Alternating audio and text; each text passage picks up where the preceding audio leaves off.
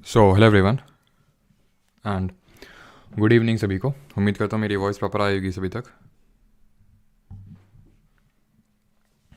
एक बार कंफर्म कर देंगे फिर हम लोग स्टार्ट करते हैं आज का सेशन। और ये रहने वाला है आज का टॉपिक इमर्जेंस ऑफ गांधी, जिसमें कि हम लोग अब यहाँ पे देखेंगे कि किस तरह गांधी जी नेशनल मूवमेंट में अपनी एक अलग भूमिका, अपनी एक अलग पहचान बनाते हैं और ये सब क्या क्या करते हैं, वो सारी चीज़ें आज की इस वीडियो में हम लोग देखने वाले हैं।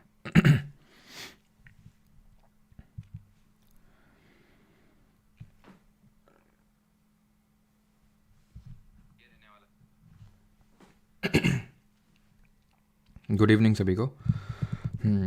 प्राची, रहमान, श्रुति, खुशी, अक्षता, कुणाल, परविंदर, अनीशा, राज, सौरभ, सोनिया, चलो सभी को गुड इवनिंग। तो स्टार्ट करें उससे पहले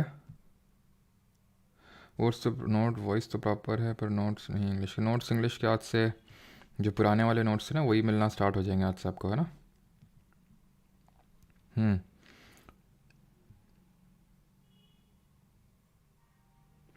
तो जी लाइव स्ट्रीम इसी से कर रहे हो क्या? लैग हो रहा है मतलब लैग हो रहा है, समझा नहीं मैं। सर कल के इंग्लिश में नोट्स नहीं है, आज आपको मिल जाएंगे, ठीक है, मिल जाएंगे आज आपको नोट्स। चलिए मेरा नाम ले लो सर, हरी। अच्छा फिज़िक्स नहीं हुई, अच्छा ऐसा है क्या। तो चलिए स्टार्ट करते हैं फिर। और स्टार्ट करने से पहले कुछ आपका टेस्ट हो जाए। जल्दी से बताइए मित्र मेला कब बना था। ये जो मित्र मेला है एक सीक्रेट सोसाइटी, ये कब बनी थी? पहला क्वेश्चन आपका ये है। दूसरा क्वेश्चन आपके लिए ये है कि आपको ये बताना है कि सूरत स्प्लिट कब हुआ था कांग्रेस में। एंड देन ये जो स्प्लिट है ये किस सेशन में और वो कब हुआ था, जहाँ पे जो स्प्लिट है वो फिर से एक तरह से रीयूनियन में कन्वर्ट हो गया था। And one more question and that is कि जो बंगाल पार्टीशन है ये कब अनाउंस किया गया था। When was Bengal partition announced, और ये कब एन्यूल हुआ था, यानी कि बंगाल पार्टीशन को फिर से ख़त्म कर दिया गया था और रीयूनियन कर दिया गया था बंगाल का। मित्र मेला की अगर बात करें 1899 में सावरकर ब्रदर्स बनाते हैं। देन हमें पता है 1904 में जो अभिनव भारत सोसाइटी वीडी सावरकर बनाते हैं उसके साथ इसको मर्ज कर दिया जाता है। सूरत स्प्लिट की बात करें 1907 में सूरत स्प्लिट होता है। सूरत में जो सेशन होता है कांग्रेस का, इसको प्रिसाइड करते हैं रास बिहारी घोष और यहाँ पे स्प्लिट होता है। और रीयूनियन की अगर बात करें तो 1916 में होता है लखनऊ सेशन, जिसको कि अंबिका चरण मजूमदार प्रिसाइड करते हैं। और इस लखनऊ सेशन में लखनऊ पैक्ट भी साइन होता है किन दो पार्टीज़ के बीच में, Indian national Congress and Muslim league के बीच में। बंगाल पार्टीशन की अगर अनाउंसमेंट की बात करें तो अनाउंसमेंट हुआ था अक्टूबर 1905 और एन्यूल हुआ था 1911 में, ठीक है, जब हमारा क्या हुआ था, दिल्ली दरबार ऑर्गेनाइज करवाया गया था।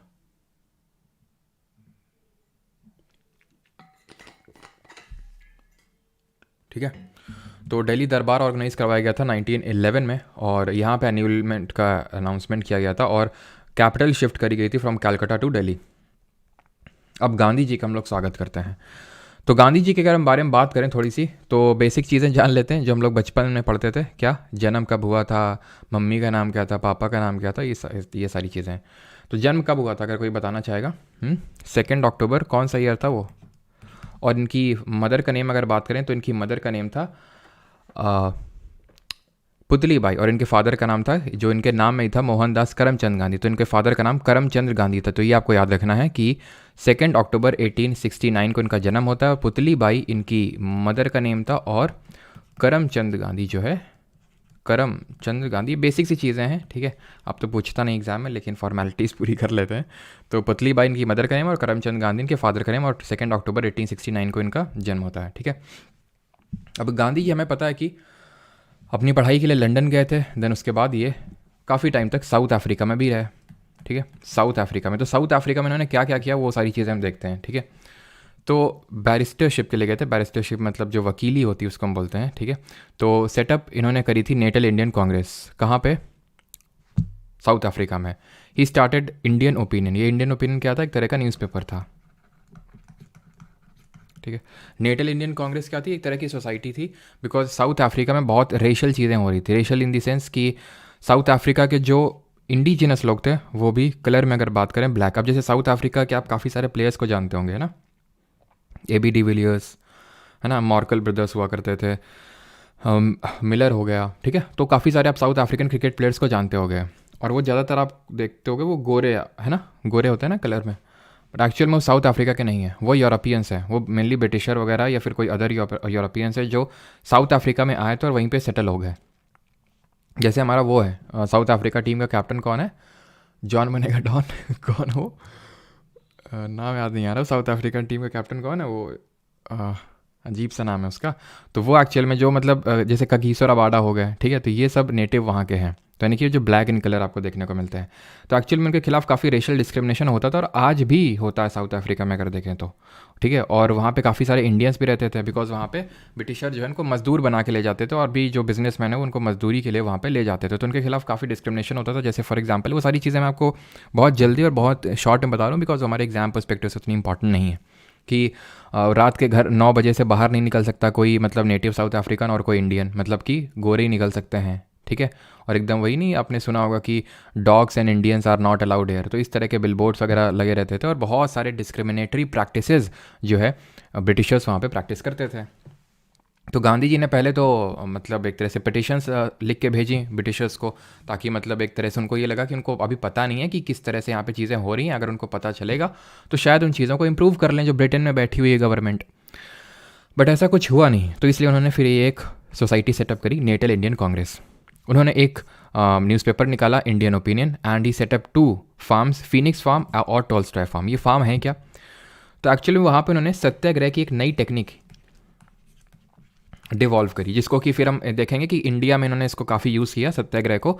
तो सत्याग्रह एक्चुअल में उन्होंने साउथ अफ्रीका में ही इवॉल्व किया था, फिर वहीं पे इसका जन्म हुआ था सत्याग्रह टेक्निक का, जहाँ पे उनका ये पूरा फिलॉसफी था कि भाई सत्याग्रही सच के सामने नहीं झुकेगा, ठीक है, उसके वो कभी वॉयलेंस नहीं करेगा, चाहे भले उस पर कितनी याचनाएं प्रताड़नाएं सहनी पड़े, लेकिन वो वॉयलेंस नहीं करेगा और नहीं सच के, जो सच है उसी के मार्ग पे चलेगा। तो ये सत्याग्रह की उन्होंने कुछ बेसिक डेफिनेशन दी थी गांधी जी ने, तो वो उसको सत्याग्रही बोलते थे। तो जो भी सत्याग्रही होते थे तो उनके रहने के लिए और उनके एक तरह से खर्चा पानी चलाने के लिए उनको वहाँ पे स्किल सिखाई जाती थी, ठीक है, वोकेशनल स्किल सिखाई जाती थी, और वहाँ पे रहने के लिए बंदोबस्त हुआ करते थे। तो फिनिक्स फार्म जो है पहले सेटअप किया था गांधी जी ने, अगर मैं बात करूँ तो 1904 के टाइम पे, और टॉल्स्टॉय फार्म 1910 के टाइम पे। जो फिनिक्स फार्म है ये एक्चुअल में अगर कभी कभी पूछ लेता है, ठीक है, मैंने एग्जाम में तो नहीं देखा, लेकिन हाँ KBC में एक बार पूछ लिया था कि ये किस ऑथर की कौन सी किताब से ये इंस्पायर होकर फिनिक्स फार्म बनाया था। तो जॉन रस्किन करके हुए, ठीक है, जॉन रस्किन, और इनकी एक थी अनटू दिस लास्ट, इससे इंस्पायर होकर इन्होंने इसकी स्थापना करी थी फिनिक्स फार्म की, ऑलराइट। और इन्होंने काफ़ी सारे सत्याग्रह मतलब जैसे कि माइग्रेट नहीं कर सकते थे जो इंडियंस है एक जगह से दूसरी जगह, ठीक है, तो उसको लेकर इन्होंने सत्याग्रह चलाया। इंडियंस को इंडियंस को एक सर्टिफिकेट लेके हमेशा रखना पड़ता था, तो उसके खिलाफ इन्होंने सत्याग्रह चलाया। तो काफ़ी सारी चीज़ें इन्होंने करी, ठीक है, इंडिविजुअल लेवल पे, बट वो कभी एग्जाम में हमसे पूछता नहीं है, तो वो हमें चीज़ें करने की ज़रूरत नहीं है। ये 3-4 इंपॉर्टेंट चीज़ें हैं जो आपको याद कर लेनी कि गांधी जी ने साउथ अफ्रीका में क्या क्या किया। अब साउथ अफ्रीका में करने के बाद अब गांधी जी आते हैं बैक टू इंडिया। और इंडिया में कब आप वापस आते हैं, तो इंडिया में अगर हम बात करें तो इंडिया में Gandhi ji returns to India on 9 जनवरी 1915। 9 जनवरी 1915 को ये भारत वापस लौटते हैं, और इसी दिन को हम मनाते हैं 9 जनवरी को प्रवासीय भारतीय दिवस। यानी वो भारतीय जो बाहर रह रहे हैं उनको हम बोलते हैं प्रवासीय भारतीय, तो उनके लिए हम दिवस सेलिब्रेट करते हैं। जो नॉन रेजिडेंट इंडियंस है, प्रवासीय भारतीय दिवस, इसीलिए हम 9 जनवरी को सेलिब्रेट करते हैं, बिकॉज गांधी जी इसी दिन भारत लौटे थे साउथ अफ्रीका से। अब जब साउथ अफ्रीका से भारत लौटे तो he didn't wanted to attach himself to any party और टू एनी आइडियोलॉजी। तो इनके जो गुरु थे गोपाल कृष्ण गोखले, इनके पॉलिटिकल गुरु थे, ठीक है, इनके राजनैतिक गुरु थे। अब इन्होंने एडवाइस किया कि देखो बेटा गांधी, पहले तुम क्या करो कि हर जगह घूमो और इंडिया का सब कुछ पहले जानो कि कैसे यहाँ पे ग्राउंड सिचुएशन है, तभी कोई ओपिनियन बनाओ। तो गांधी जी ने उनकी बात मानी और पहले 1 साल सिर्फ भ्रमण किया, समझा कि एक्चुअल में ग्राउंड लेवल पे चीज़ें हैं कैसी। फिर धीरे धीरे, या फिर हम बोल सकते हैं बैक टू बैक, इन्होंने 3 मूवमेंट किए जो कि सक्सेसफुल रहे, और यहाँ से एक तरह से इनको काफ़ी पुश मिला, या फिर इनकी पर्सनालिटी को पुश मिला, और इनका जो इंडियन नेशनल मूवमेंट में काफ़ी एकदम से सडन हम बोल सकते हैं कि आना हुआ। वो 3 मूवमेंट कौन से, वो आपके स्क्रीन पे लिखे हुए हैं, चंपारण, अहमदाबाद और खेड़ा। चंपारण ये क्या था, चंपारण सत्याग्रह था ये, चंपारण सत्याग्रह। इसमें हुआ क्या था, तो इसमें एक्चुअल में एक पर्सन थे जिनका नाम था राजकुमार शुक्ला। उन्होंने गांधी जी को इनवाइट किया कि गांधी जी इधर आओ। तो बोलते हैं आते हैं। तो बोलते कहाँ आना है, तो बोले कि चंपारण में आइए, जो बिहार में पड़ता है। तो आए, क्यों, फिर उन्होंने पूछा। तो राजकुमार शुक्ला जी ने बताया कि देखिए यहाँ पे तिनकठिया प्रणाली चल रही, तिनकठिया सिस्टम चल रहा है। तो गांधी जी ने बोला कि दिक्कत क्या है इसमें, चलने दो। तो बोलते हैं क्या दिक्कत क्या नहीं है, तिनकठिया सिस्टम के अकॉर्डिंग 3/20 पार्ट ऑफ लैंड में आपको इंडिगो कल्टीवेट करना है, ये हमें यूरोपियन या फिर ब्रिटिश प्लांटर्स बोल रहे हैं। तो गांधी जी ने बोला तो दिक्कत क्या है इसमें, तो बोलते कैसी बात कर रहे हैं, दिक्कत ही दिक्कत है। क्यों, क्योंकि इंडिगो मैंने आपको पहले भी बताया था, अगर आपको याद हो 1859 में, कुछ याद आया आपको, indigo revolt, Nadia district of West Bengal, जहाँ पे ज़बरदस्ती उनको फोर्स किया जा रहा था यूरोपियन प्लांटर्स के द्वारा कि आपको वो करना है। फिर नील दर्पण, दीन बंधु मित्रा, सबने देखा था, आनंद मंठ, है ना, सारी चीज़ें आपको ये रिकॉल हो रही होंगी। तो वैसा ही कुछ सिस्टम था, क्योंकि अब जर्मन सिंथेटिक डाई आ चुकी थी मार्केट में, ठीक है, और वो बहुत सस्ती थी। ये इंडिगो थोड़ी महंगी थी, महंगी तो थी, ठीक है। तो ब्रिटिशर जब यहाँ से ले जाते थे बेचने, तो कॉम्पिटिटिव अगर आपको मार्केट में प्राइस रखना है तो प्राइस कम करना पड़ेगा, लेकिन उगाई तो उन लोगों को बहुत ज़्यादा आ रही थी। तो यूरोपियन प्लांटर्स ने बोला कि आप बहुत ज़्यादा मात्रा में उसको उगाओ, लेकिन उसमें भी दिक्कत थी। मैंने आपको समझाया था कि इंडिगो की जो खेती होती नील की, उसमें बहुत ज़्यादा पानी मांगती है और वो थोड़े से बंजर कर देती है ज़मीन को। तो इसलिए वो उसका विरोध कर रहे थे कि 3/20, फिर खाएंगे क्या हम लोग अगर 3/20 पार्ट ऑफ लैंड में, मतलब इतना सारा वो हम अगर उगाएंगे तो, ठीक है। 3 कठिया सिस्टम ये था।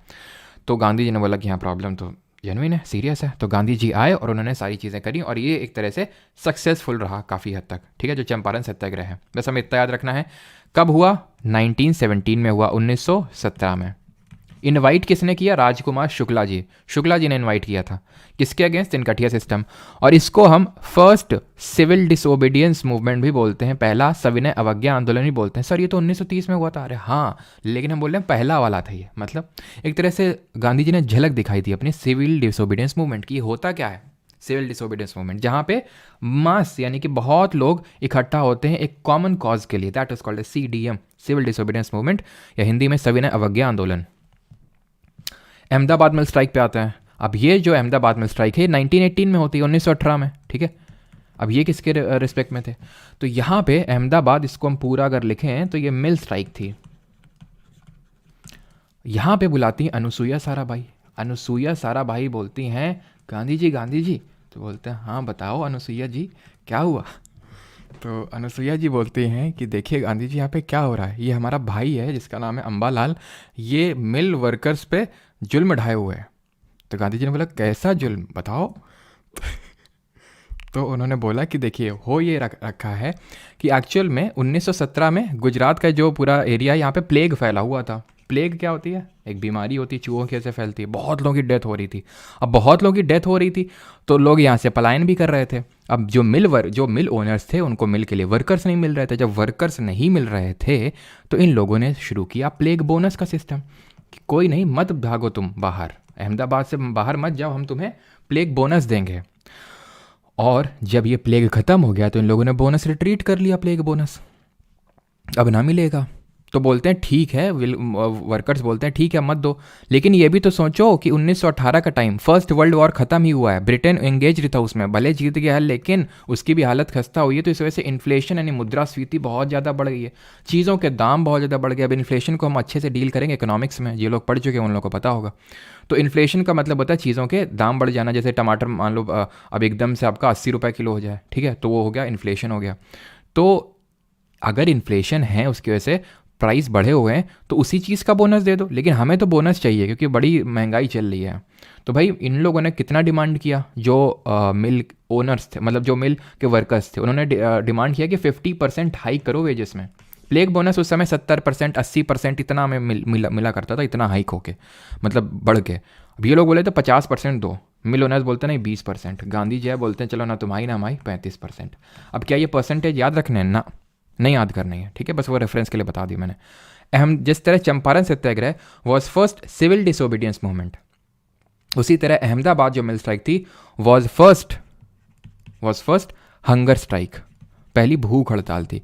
क्यों? क्योंकि गांधी जी खुद यहाँ पे हंगर स्ट्राइक में गए थे, भूख हड़ताल पे गए थे, बिकॉज वर्कर्स बोल रहे थे हाँ हम तो मतलब यहाँ पे मरे पड़े हो, गांधी जी आराम से एंजॉय कर रहे हैं, तो चलो भाई कुछ नहीं होगा। तो फिर गांधी जी ने जो है उसको कॉज को उठाने के लिए या फिर ये दिखाने के लिए कि ही इज़ जेन्युइनली कंसर्न्ड, तो वो फिर उन्होंने हंगर स्ट्राइक पे गए। जगह कम है लेकिन फिर भी कोई नहीं, आगे बढ़ लेते हैं, ठीक है, यहाँ पे लिख लेते हैं। तो फिर आते हैं खेड़ा सत्याग्रह पे, ठीक है, खेड़ा को यहाँ पे एक्सप्लेन कर देते हैं। ये भी आपका 1918 में ही होता है, ठीक है, यहाँ पे लिख देता हूँ मैं 1918 में। तो 1917 में चंपारण और अहमदाबाद और खेड़ा सत्याग्रह, अहमदाबाद मिल स्ट्राइक और खेड़ा सत्याग्रह 1918 में, ठीक है। अब यहाँ पे बुलाते हैं सरदार पटेल जी।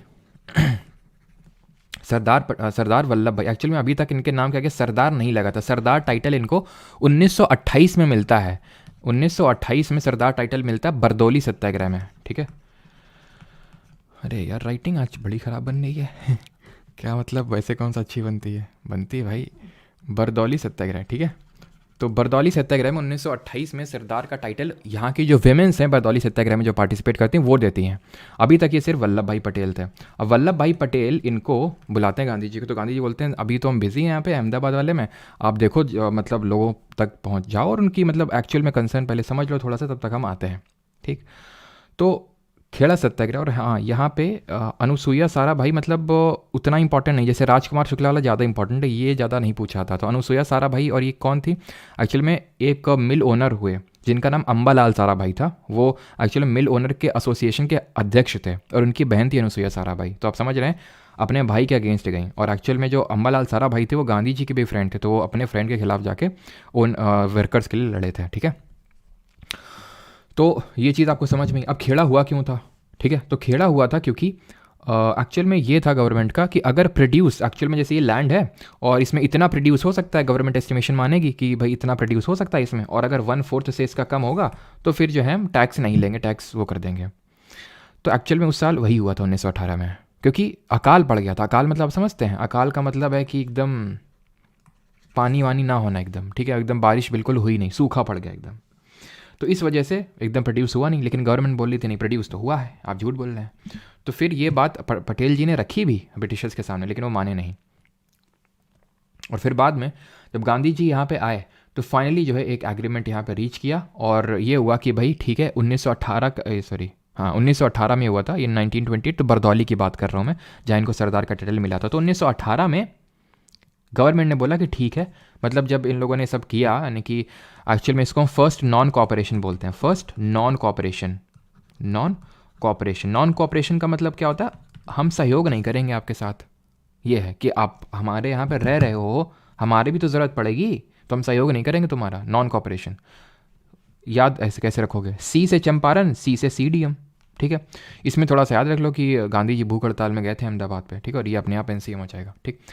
तो अब आते हैं कि 1918 का सस्पेंड कर दिया गया, और जो भी लैंड को एक्चुअल में ब्रिटिशर्स ने थोड़ा सा वो किया था, फोर्स का यूज़ किया था, जो लोग अब पैसा टैक्स नहीं भर रहे थे तो उनकी ज़मीनें हड़प ली गई थी, तो वो ज़मीनें जो हैं उनको रिटर्न कर दी गई, ठीक, बस ख़त्म हो गया। अब आगे बढ़ते हैं, मोंटेगू चेल्सफोर्ड रिफॉर्म्स पे आते हैं। यहाँ तक किसी कोई डाउट तो नहीं है, पहले पूछ लो, देन इस पे आते हैं ये है क्या, किसी का यहाँ तक कोई डाउट?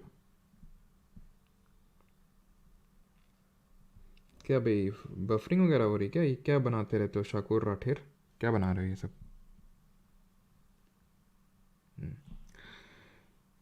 सर जनवरी में नया बैच आ रहा? नहीं भाई रोज रोज क्या नया बैच आएगा क्या, जनवरी में नया बैच आ रहा है, क्लियर, ओके।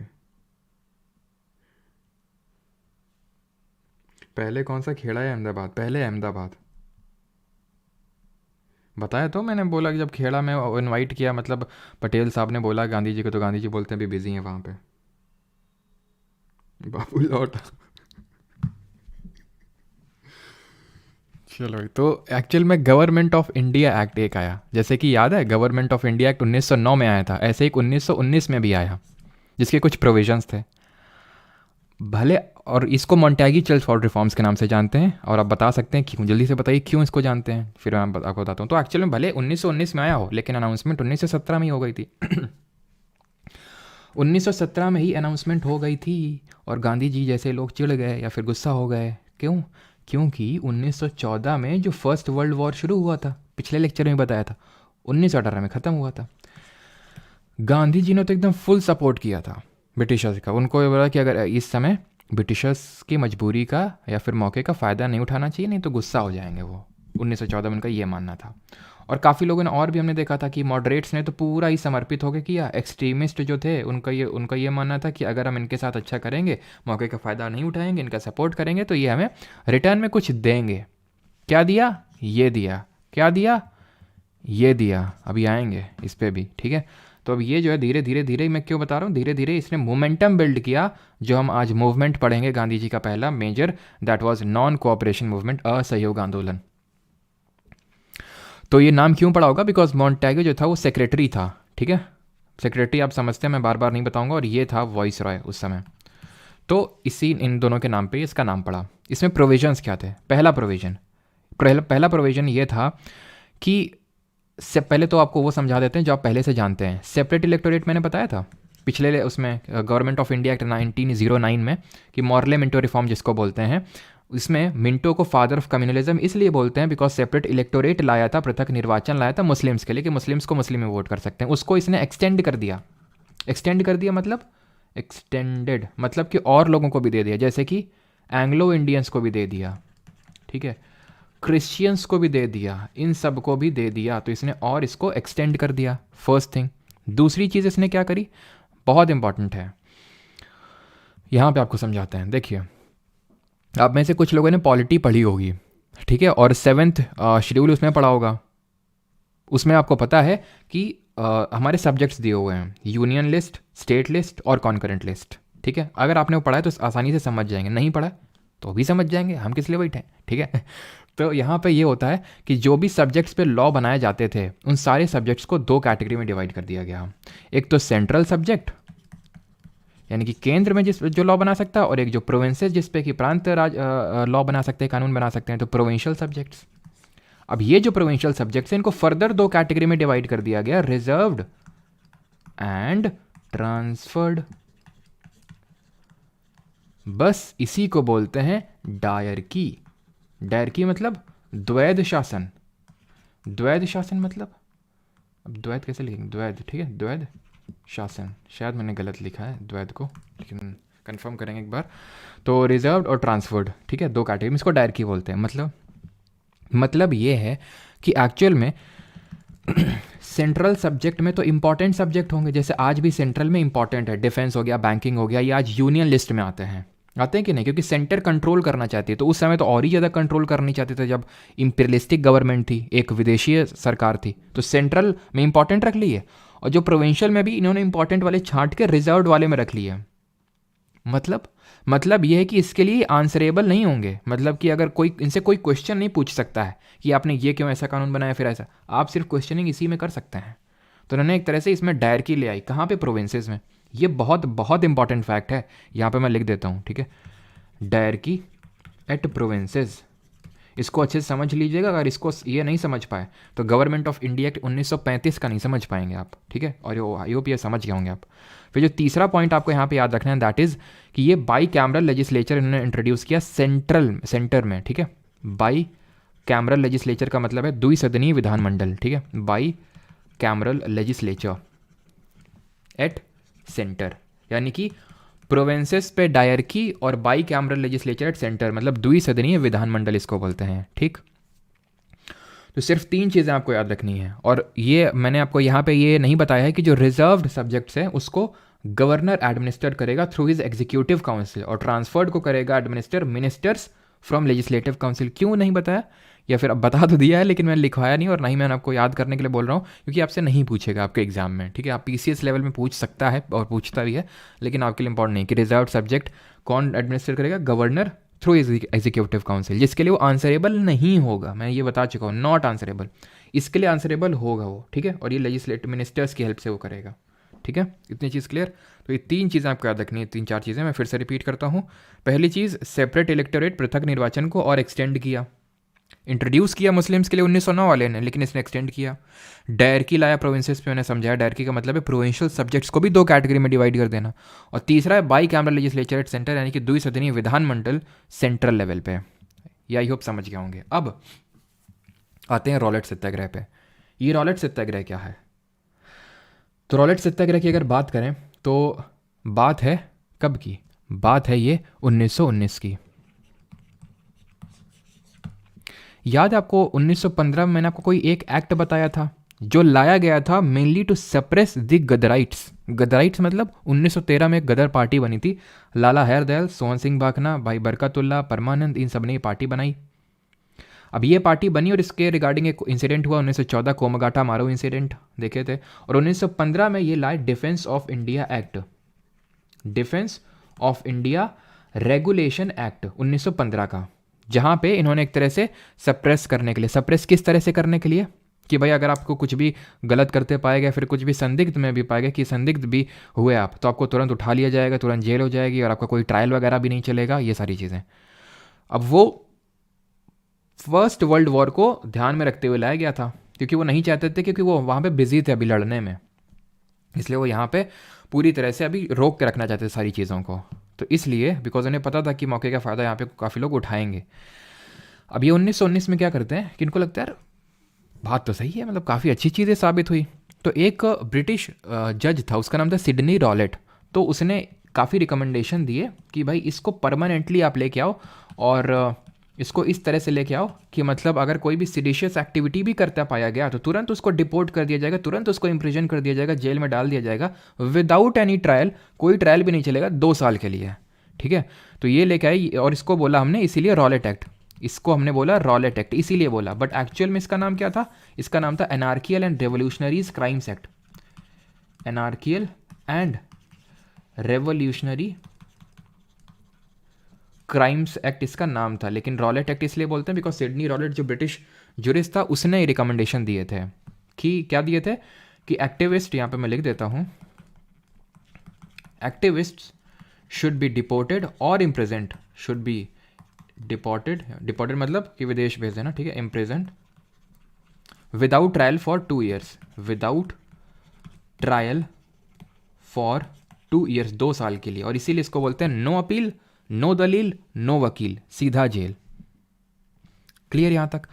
अब ये जो है दोनों चीज़ें हैं, चाहे वो रॉलेट एक्ट हो, अभी रॉलेट सत्याग्रह मैंने क्यों लिखा है अभी आपको समझ आएगा, रॉलेट एक्ट हो चाहे मॉन्टेगी चर्च फॉर रिफॉर्म्स हो, दोनों ने गुस्सा भर दिया था। गांधी जी भी गुस्से में थे कि यार हमने तो सपोर्ट किया था, ये लोग तो क्या ही कर रहे हैं। तो फिर इसलिए गांधी जी ने अब यहाँ पे सत्याग्रह ऑर्गेनाइज करवाया, उसको हमने बोला रॉलेट सत्याग्रह। सत्याग्रह मतलब कि आपको सत्याग्रही के तौर पे, यानी कि बिना कोई वायलेंस किए हुए ऑर्गेनाइज करना है। और रॉलेट एक्ट, जिसको कि गांधी जी ने ब्लैक एक्ट बोला, काला कानून बोला, उसके खिलाफ प्रोटेस्ट करना है। ये किसने बोला? ये गांधी जी ने बोला, ब्लैक एक्ट, इसके खिलाफ प्रोटेस्ट करना है। अब जब प्रोटेस्ट हो रहे थे, ठीक है, तो अब यहाँ पे कुछ दिक्कत हो जाती है। सर कोई टॉपिक से रिलेटेड किसी का डाउट हो तो वो पूछा करो बीच में, ठीक है, और नहीं तो फिर इससे क्लास होता है, अगर वैसा डाउट है तो लास्ट में रखा करो, ठीक है। तो अब होता क्या है कि कुछ इंपॉर्टेंट चीज़ें होती हैं यहाँ पे, इंपॉर्टेंट डेवलपमेंट होते हैं। डेवलपमेंट इन दी सेंस कि सबसे पहले 6 अप्रैल को सत्याग्रह को लॉन्च किया जाता है, ठीक है, सत्याग्रह लॉन्च्ड। 9 अप्रैल को अरेस्ट होती है 2 इम्पॉर्टेंट लोगों की। वो 2 लोग कौन थे? 2 लोग थे हमारे सैफुद्दीन किचलू और डॉक्टर सत्यपाल। इन दोनों लोगों की अरेस्ट हो जाती है। क्यों? क्योंकि ये लोग सत्याग्रह में पार्टिसिपेट कर रहे थे और गवर्नमेंट काफ़ी तेजी में थी, एक्शन के मोड में थी एकदम, तुरंत सबको जेल में डाली। तो इन लोग का कुछ पता नहीं था इन लोगों को कहाँ पे ले गई सरकार, और लोग भड़क गए। 13 अप्रैल का दिन आया जो कि बैसाखी वाला दिन था, ठीक है, बैसाखी वाला दिन था। बात है अमृतसर की।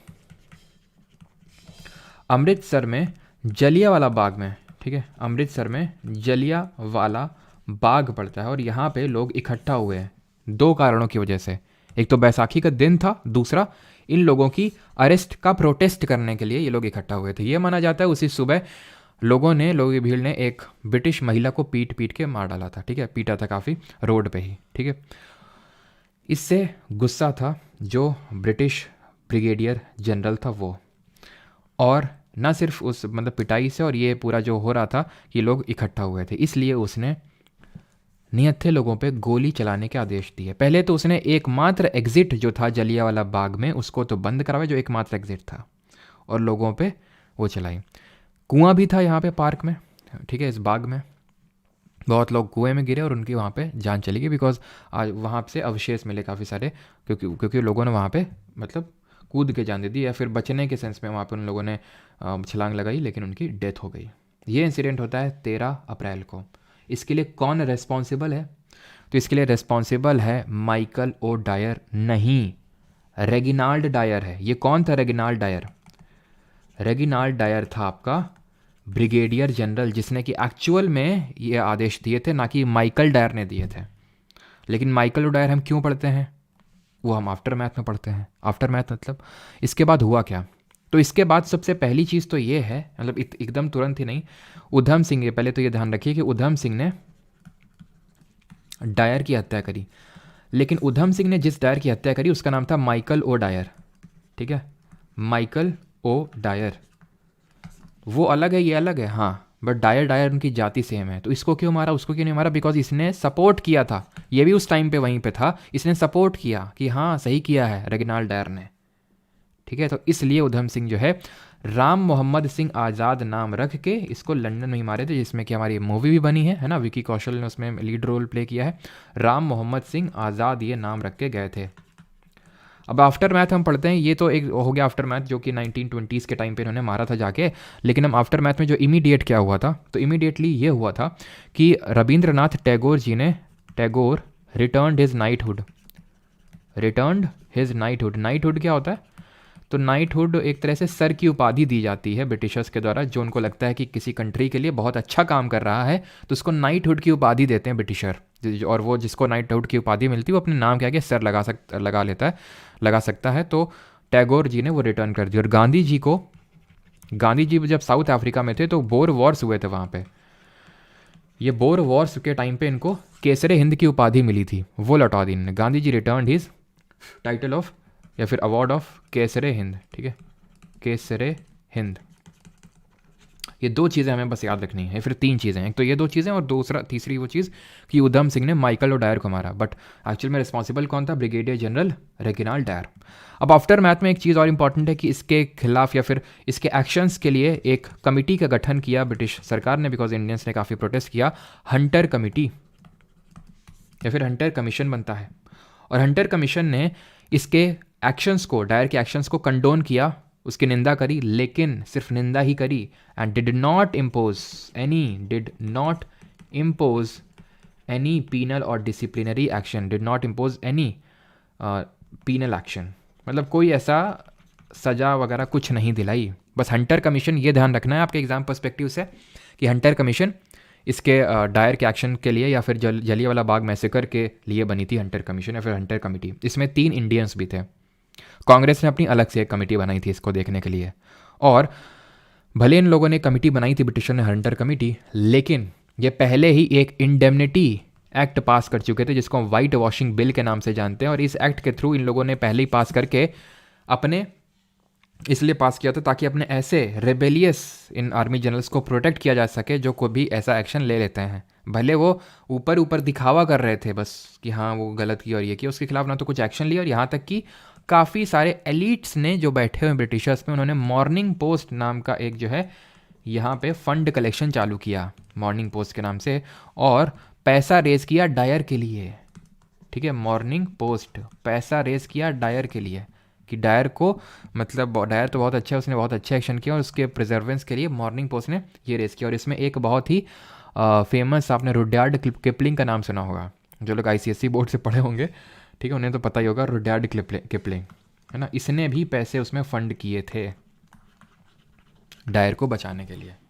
कायदे से तो इन सब की किताबें एकदम जो होती हैं सब बंद हो जानी चाहिए, अगर इनका कोई चैप्टर वगैरह, इनका कुछ पोएम वगैरह भी होती है, स्टोरी वगैरह भी होती है, तो सब बंद हो जानी चाहिए, है ना, कायदे से। तो खैर ये सारी चीज़ें आपके लिए उतनी ज़्यादा इंपॉर्टेंट नहीं है, बस देख लीजिए, सुन लीजिए, बट हंटर कमीशन मत भूलिएगा आप, ठीक है।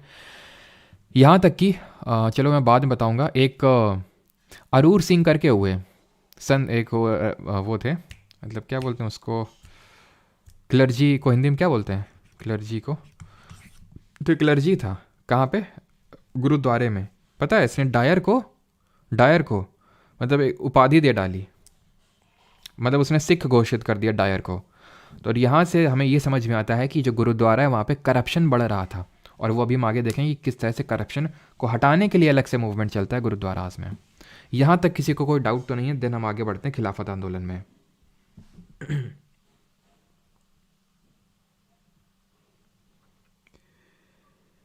सीबीएसई में भी, अच्छा एक्चुअली मैं आईसीएसई वाला हूँ ना, तो इसलिए नहीं बोला, सीबीएसई का पता नहीं।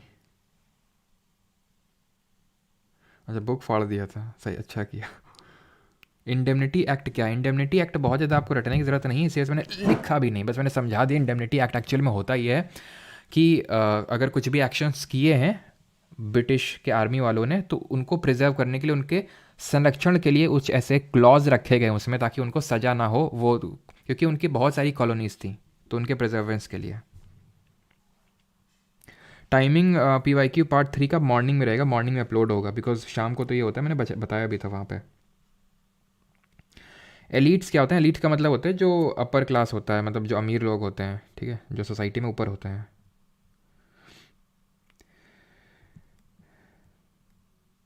चलिए भाई, तो आगे बढ़ते हैं, खिलाफत आंदोलन पे आते हैं। अभी खिलाफत आंदोलन क्या है? तो 1918 में, 1918 में क्या हुआ था?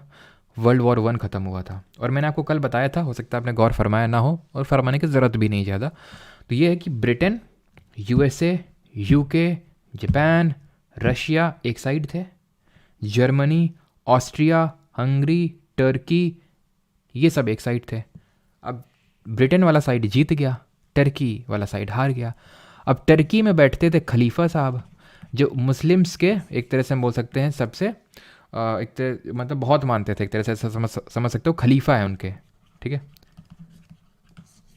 ठीक है। तो खलीफा उनके वहीं पे बैठते थे, और सारे जितने भी मुस्लिम्स हैं इंक्लूडिंग इंडिया, वो उनको मानते थे। अब जब ये जीते वर्ल्ड वॉर 1, तो इन्होंने यहाँ से खलीफा को हटा दिया, डिसमेंबर्ड हिम, मतलब हटा दिया इनकी पोजीशन से। और इस बात को लेके सारे Muslims across the world including India खफा थे, गुस्सा नहीं थे, खफा थे, क्योंकि हम यहाँ पे खिलाफत आंदोलन, ठीक है। तो खिलाफत आंदोलन को अगर हम देखें तो ये एक्चुअल में स्टार्ट होता है इंडिया में, और इसको स्टार्ट करने के लिए सबसे पहले तो एक खिलाफत कमिटी बनाई जाती है, खिलाफत कमिटी बनाई जाती है। तो आप यहाँ पे रीज़न समझ गए कि खिलाफत आंदोलन स्टार्ट होने का रीज़न इंडिया से कुछ लेना देना नहीं है, उसका लेना देना टर्की से है, जो कि अब तुर्की हो चुका है, ठीक, कि वहाँ पे बैठे खलीफा को हटा दिया गया था। खिलाफत कमेटी बनाते हैं अली ब्रदर्स बोले तो मौलाना अली और शौकत अली, दो भाई थे, मौलाना अली और शौकत अली, ठीक है। ये इस कमेटी को बनाते हैं, बट एक्चुअल में और भी लोग होते हैं, जैसे हसरत मोहानी, मौलाना आज़ाद, देश के पहले एजुकेशन मिनिस्टर, अजमल खान, ये सब लोग भी इस कमेटी में रहते हैं।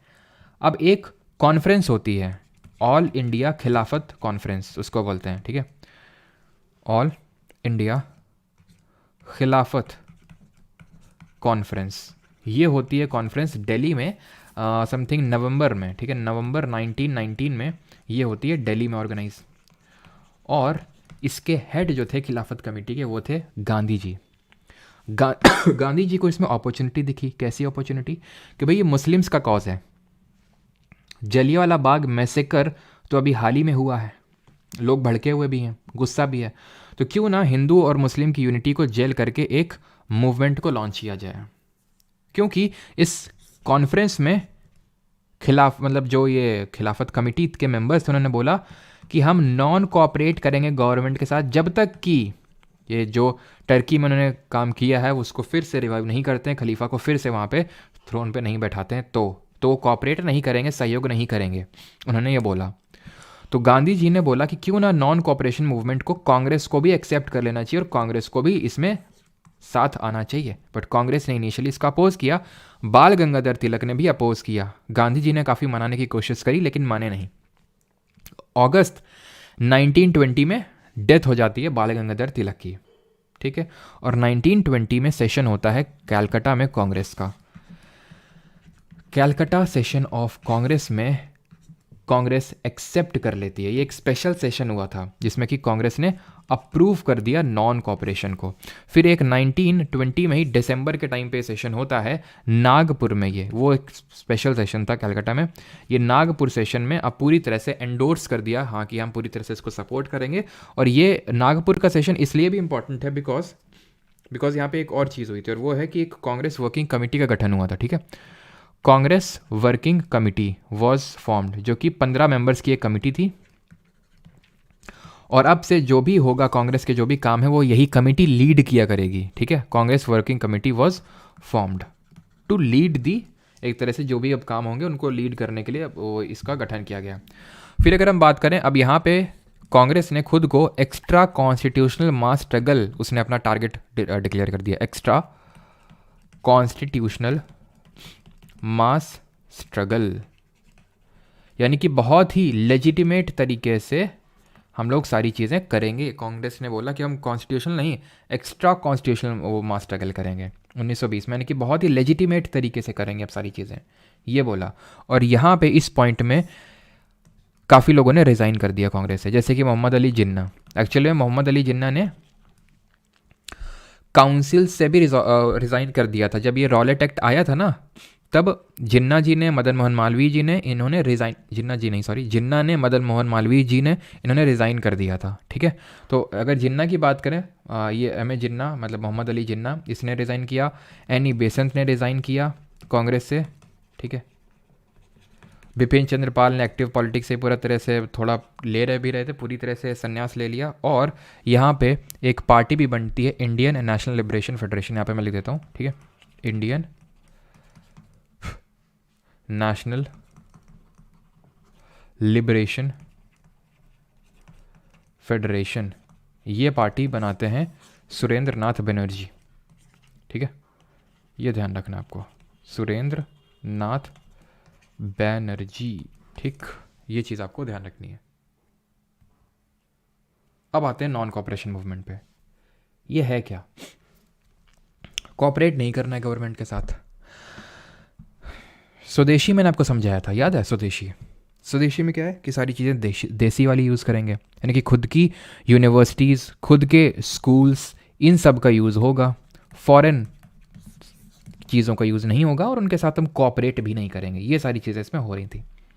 इसकी खास बात ये थी इस मूवमेंट की, इसमें हिंदू मुस्लिम यूनिटी बहुत देखने को मिली। और क्यों, उसका रीज़न भी आप साफ है, क्योंकि मुस्लिम्स का भी एक इसमें कॉज था जेन्युइन बहुत ज़्यादा, जो कि हमें ना तो पहले देखने को मिला जो कि बंगाल पार्टीशन हुआ था, ना तो आगे देखने को मिलेगा इस तरह का जो यूनियन है हमें, या फिर इस तरह की जो मतलब हिंदू मुस्लिम यूनिटी है।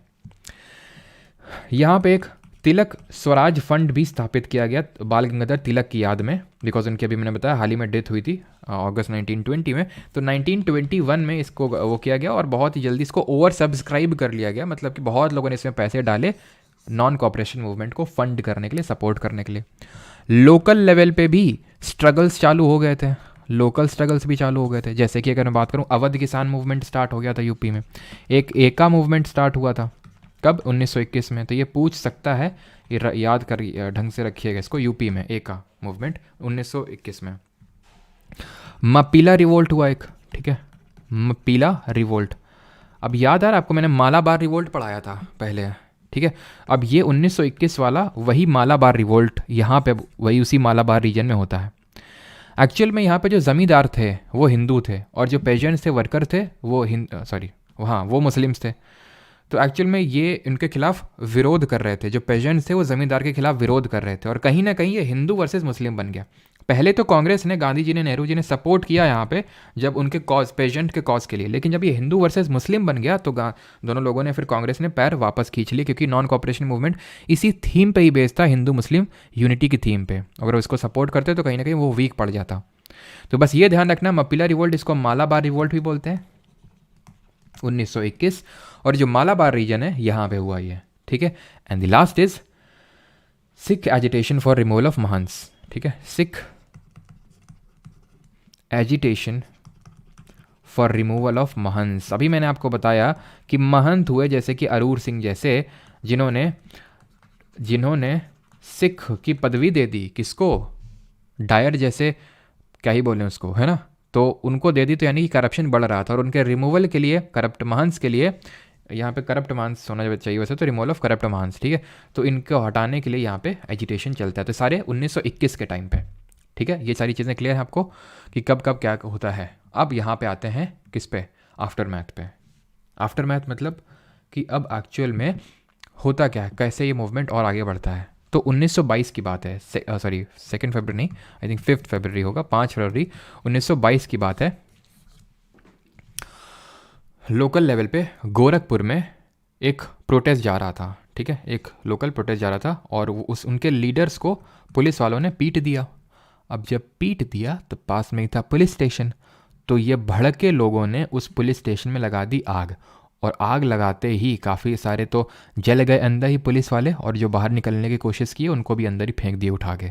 तो टोटल 22 पुलिसमैन की डेथ होती है, और 5 फरवरी 1922 हिस्ट्री में एक काफ़ी इंपॉर्टेंट डेट बन जाती है, चौरी चौरा हत्याकांड या फिर चौरी चौरा इंसिडेंट के नाम से, जहाँ पे चौरी चौरा एक गांव का नाम है, विलेज है एट गोरखपुर, और ये जो चौरी चौरा गांव है यहाँ पे 22 पुलिसमैन की डेथ होती है। और जब ये बात पता चलती है गांधी जी को, तो ही suddenly withdraws the non cooperation movement, असहयोग आंदोलन को वापस ले लेते हैं, क्योंकि गांधी जी का ये मानना, और गांधी जी खुद को ब्रिटिशर्स के समक्ष प्रस्तुत कर देते हैं कि मुझे अरेस्ट कर लो, बिकॉज जो भी वॉयलेंस हुआ है उसके लिए जो भी मुझे सज़ा दी जाएगी वो मैं एक्सेप्ट करता हूँ पूरी तरह से, क्योंकि वो नॉन वॉयलेंस पे बिलीव करते थे। और इस एक्शन को लेके CR दास, मोतीलाल नेहरू, जवाहरलाल नेहरू, बहुत सारे जो कांग्रेस के लोग थे वो एकदम सरप्राइज हो गए कि गांधी जी ने क्या किया ये, बिकॉज ये मूवमेंट बहुत सही चल रहा था और हो सकता है उसी टाइम पे आज़ादी मिल जाती। बट गांधी जी का ये मानना था कि भले आज़ादी मिल जाती, भले ये मूवमेंट सक्सेसफुल हो जाता, बट एक्चुअल जो कोर फिलॉसफी है वो अभी हम समझे ही नहीं है, और वो है नॉन वायलेंस, यानी हमें हिंसा नहीं करनी है चाहे कुछ भी हो जाए। यही एक्चुअल में सत्याग्रही का मेन मतलब है। तो 1922 में इनको जेल हो जाती है 6 साल के लिए, बट वो 6 साल की होती नहीं है, 2 साल में इनको रिलीज़ कर दिया जाता है, वो हम आगे पढ़ेंगे 1924 में। तो नॉन वायलेंस की कोर फिलॉसफी बिलीव करते थे, इसलिए Gandhi ji विथड्रॉज non cooperation movement, ठीक है, विथड्रॉज NCM। और इस चीज़ को अप्रूव किया गया था, कांग्रेस का सेशन हुआ था, कांग्रेस का सेशन हुआ था बरदौली में, ठीक है, कांग्रेस का जो सेशन हुआ था बरदौली में इसने सस्पेंड कर दिया नॉन कॉपरेशन, मतलब कुछ ऑफिशियल चीज़ें करनी होती ना, तो वो इसने ऑफिशियली सस्पेंड कर दिया, ठीक है, सस्पेंडेड नॉन कॉपरेशन मूवमेंट, ठीक है। और अब यहाँ से क्या होगा, पहले यहाँ तक बताओ, यहाँ तक किसी कोई डाउट तो नहीं है, फिर आगे बढ़ते हैं। क्योंकि अब यहाँ पे ख़त्म हो गया आपका, अब बस हमारा एक और कंपोनेंट और बाकी है, उसको भी कर लेते हैं, इसका आफ्टर मैथ, ठीक है। थैंक यू भी नहीं, इसका आफ्टर मैथ तो किया नहीं, अच्छा आफ्टर मैथ अभी पूरा करना है, ठीक है। मैं हमेशा अकेला ही होता हूँ, अच्छा, तालियाँ, बहुत अच्छा किया गांधी जी, अच्छा वो गांधी वगैरह वो सब चल रहा होगा ना, हाँ, गांधी जी हर्ट हो जाते हैं।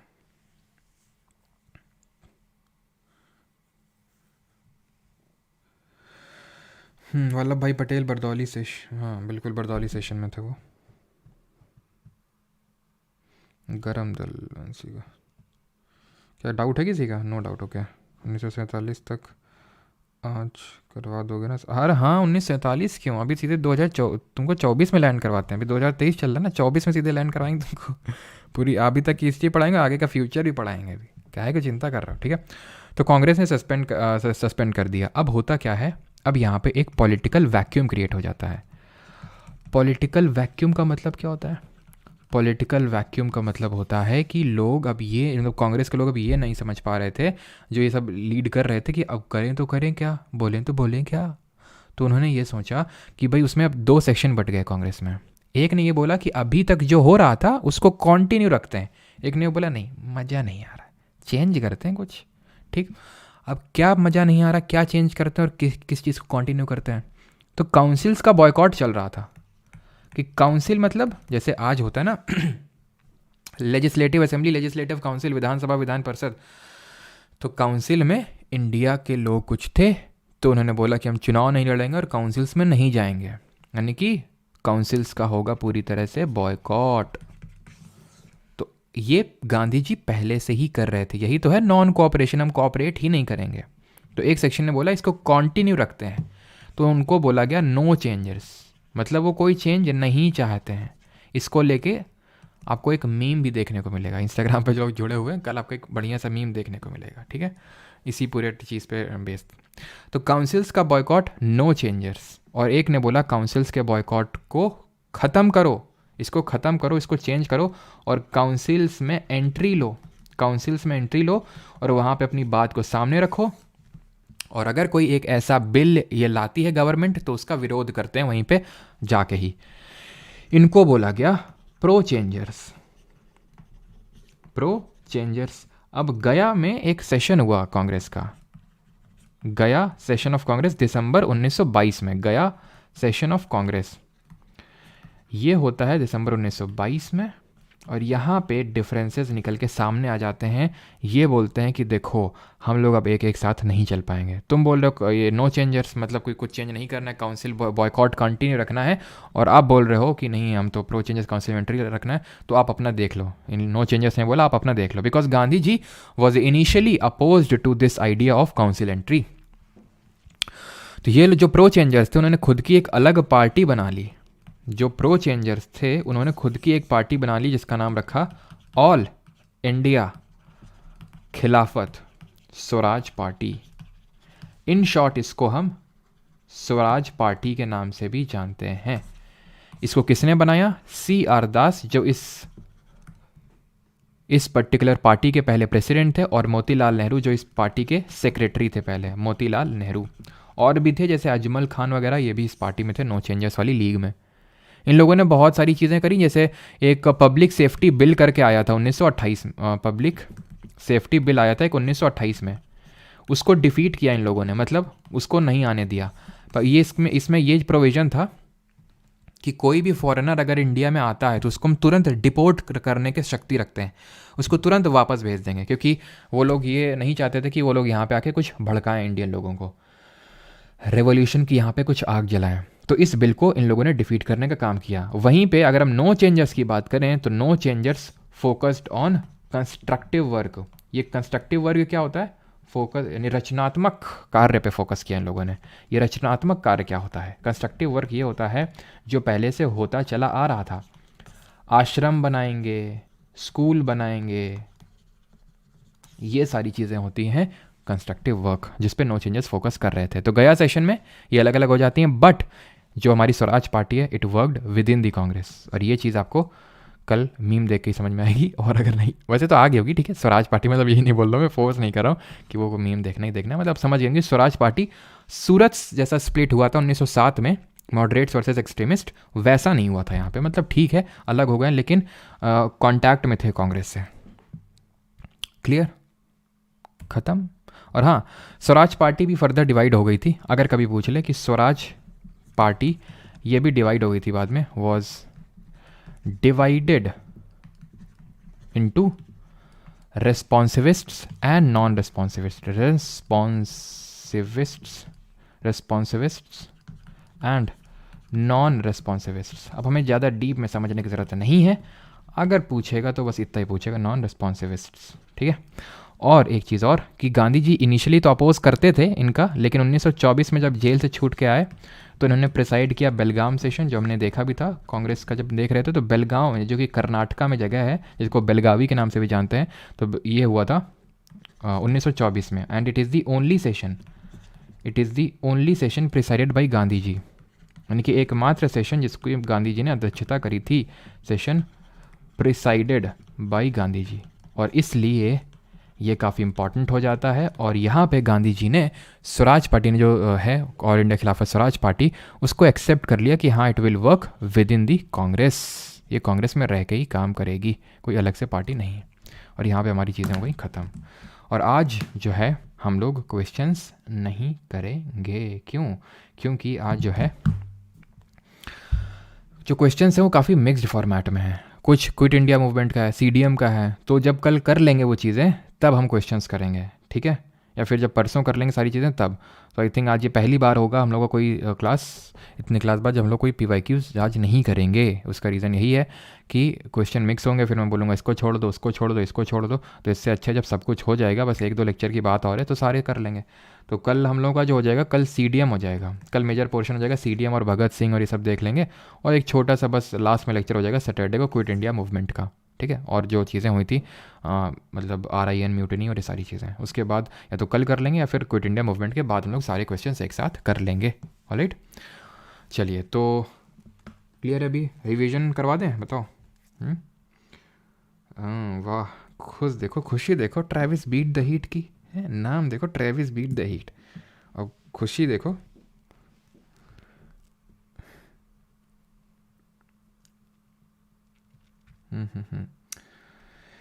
ATS बिल का भाई। हाँ चलो तो रिवीजन करवा दें, बताओ। चलो रिवीजन करवाते हैं, ठीक है।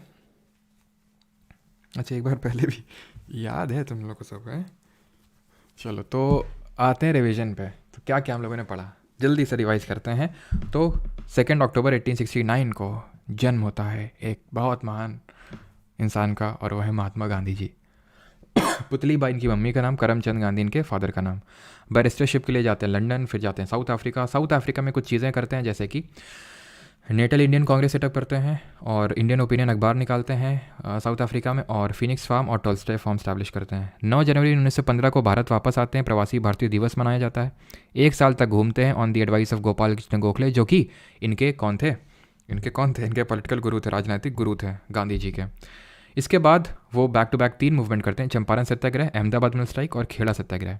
Champaran 1917, Kheda and Ahmedabad and Kheda 1918। चंपारण पहला सिविल डिसोबीडियंस था, तिनकठिया सिस्टम के अगेंस्ट था। राजकुमार शुक्ला ने इनवाइट किया था, गांधी जी की जीत हुई थी। Ahmedabad mill strike, it was mill owners versus workers, it was regarding the discontinuation of plague bonus, it was first hunger strike. Then 1918 में खेड़ा में हमने देखा था कि किस तरह से जो टैक्स है उस पर ये बोला था कि टैक्स नहीं लिया जाना चाहिए, ठीक है। 1918 में ये हुआ था, फर्स्ट नॉन कॉपरेशन मूवमेंट ये था हमारा, ठीक है। ये चीज़ें थी। देन हमें ये देखा था कि अब आता है रॉलेट एक्ट। रॉलेट एक्ट से पहले हमने पढ़ना था मॉन्टेग्यू चेल्मस्फोर्ड रिफॉर्म्स यानी government of India act 1919। Dyarchy provinces यानी कि द्वैध शासन आता है प्रोविंसेस में, प्रांतों में। बाई कैमरल लेजिस्लेचर, द्विसदनीय विधानमंडल एट सेंटर, और सेपरेट इलेक्टोरेट यानी पृथक निर्वाचन को एक्सटेंड किया गया, आगे बढ़ाया गया। गवर्नमेंट ऑफ इंडिया एक्ट को मॉन्टेग्यू चेल्मस्फोर्ड रिफॉर्म्स के नाम से जानते हैं। 1909 वाले को हम मॉर्ले मिंटो रिफॉर्म के नाम से जानते हैं। देन आता है 1919 में रॉलेट एक्ट। एक्चुअल में इसका नाम है एनार्कियल एंड रेवोल्यूशनरीज क्राइम्स एक्ट। ये एक एक्सटेंशन है defence of India regulation act 1915 का। इसको ब्लैक एक्ट बोला गांधी जी ने।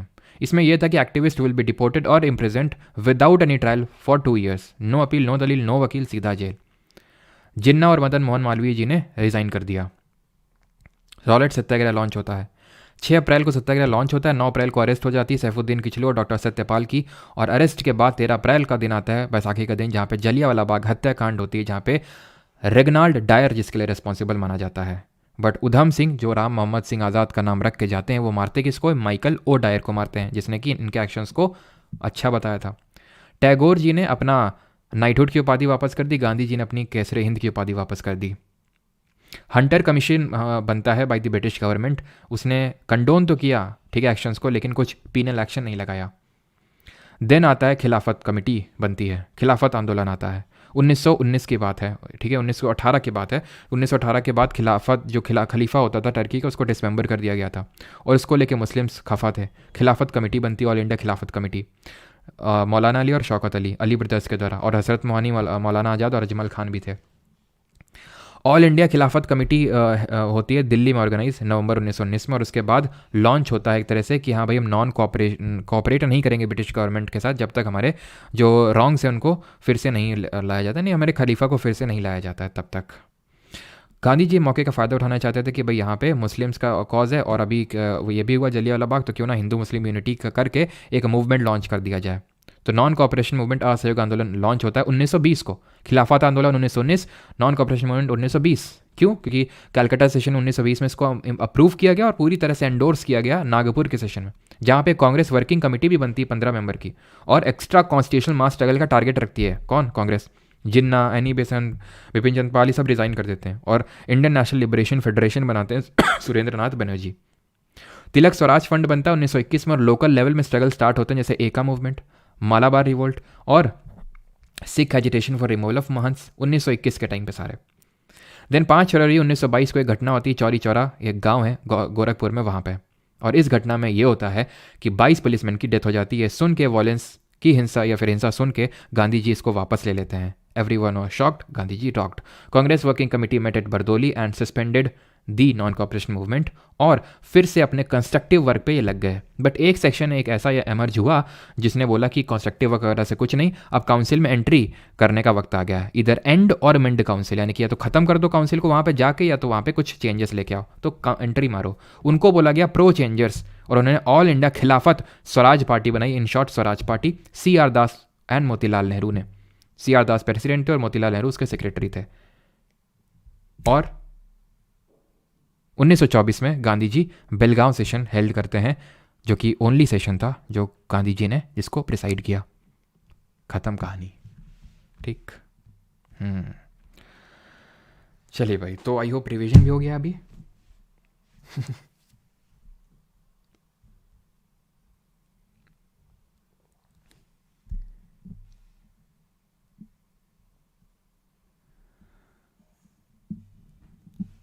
सर सीपीयू एग्ज़ाम डेट आ गई है, इसका पेपर टीसीएस ही करवाएगी ना। तो वो तो अभी पता चल जाएगा, लेकिन उससे क्या लेना देना, चीज़ें तो यही होंगी ना, चाहे कोई भी पेपर करवाए।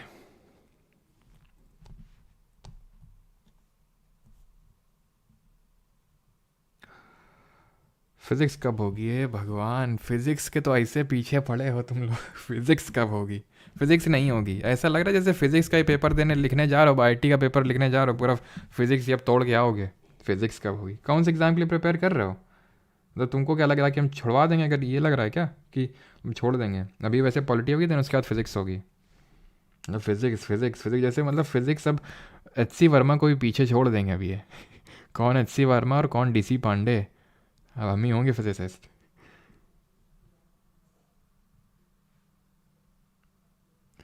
तो राम मोहम्मद सिंह, अरे बताया तो उधम सिंह थे, आयुषी शेखर। मोहम्मद सिंह, उधम सिंह ने नाम रखा था एक।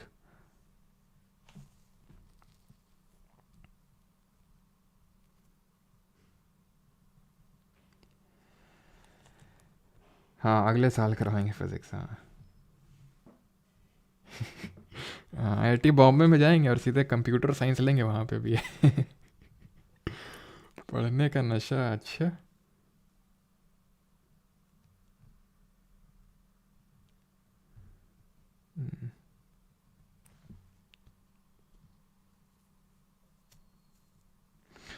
सर, गांधी जी को काले झंडे कब दिखाए गए थे सुधांशु? जब ये कराची सेशन अटेंड करने जा रहे थे गांधी जी और कांग्रेस वाले, तब वहाँ पे दिखाए गए थे, बिकॉज भगत सिंह जी की डेथ को ये टाल नहीं पाए थे, इसलिए। तो हम पढ़ेंगे कल के लेक्चर में। एनी बेसंत एंड जिन्होंने कब रिज़ाइन किया था? कांग्रेस से इन्होंने रिज़ाइन किया था 1920 के नागपुर सेशन के बाद। आईआईटी युगांडा जाएंगे। अच्छे। नहीं, आईआईटी के ओवरसीज़ भी खुल रहे हैं, जैसे आईआईटी मद्रास ने खोला है ना, तंजानिया में।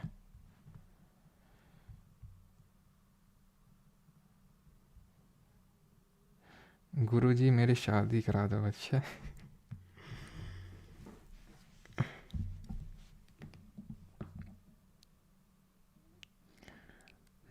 चलिए भाई, थैंक यू सभी को, और मिलते हैं कल। कल देखेंगे हम लोग, भगत सिंह के बारे में पढ़ेंगे, और बस सारी चीज़ें हो जाएंगी, है ना।